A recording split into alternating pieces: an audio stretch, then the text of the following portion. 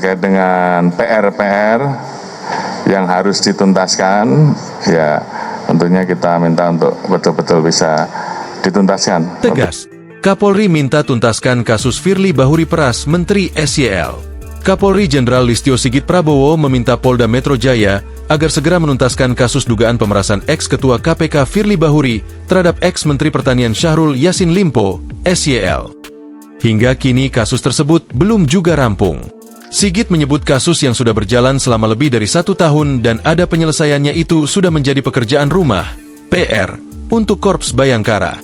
Terkait dengan PR-PR yang harus dituntaskan, ya tentunya kita minta untuk betul-betul bisa dituntaskan. Seperti tadi yang ditanyakan oleh Mbak Jona, ya.